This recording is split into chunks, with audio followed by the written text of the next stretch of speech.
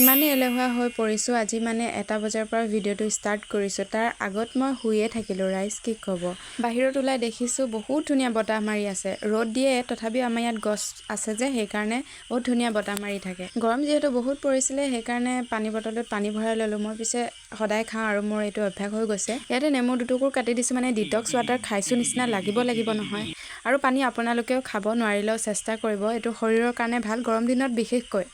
আৰু এইফালে মই কাপোৰ ভৰাবলৈ লৈছোঁ কাৰণ মায়ে গালি পাৰি থাকে, তই গধূলি কাপোৰ ভৰাওঁ। সেইকাৰণে মই আজি সোনকালে ভৰাই দিলোঁ। এইফালে মই গৰুজনী বিচাৰি ফুৰিছোঁ, মানে মায়ে কৈছিলে গৰুজনী চাবলৈ, কিন্তু মই নেপালোঁ। গধূলিৰ সময়ত ঘৰটোত পানী ছটিয়াই ল'লোঁ, মানে ধূপডাল জ্বলালেহে মনটো ভাল লাগে। মই পিছে সদায় নজ্বলাওঁ, মায়ে জ্বলায়, কিন্তু আজি মই জ্বলাইছোঁ। এতিয়াৰ পৰা যিমান পাৰোঁ চেষ্টা কৰিম ধূপ চুপ জ্বলাবলৈ, ভালকৈ থাকিবলৈ। নিজকে বহুতখিনি সলনি কৰিব আছে। মই বিচাৰোঁ এতিয়াতকৈ মই আগলৈ আৰু ভাল হওঁ। নিজৰ কামবোৰ সদায় সততাৰে কৰিব বিচাৰোঁ। আৰু আজিৰ ভিডিঅ'টো ইমানেই আছিলে। আজিলৈ বাই।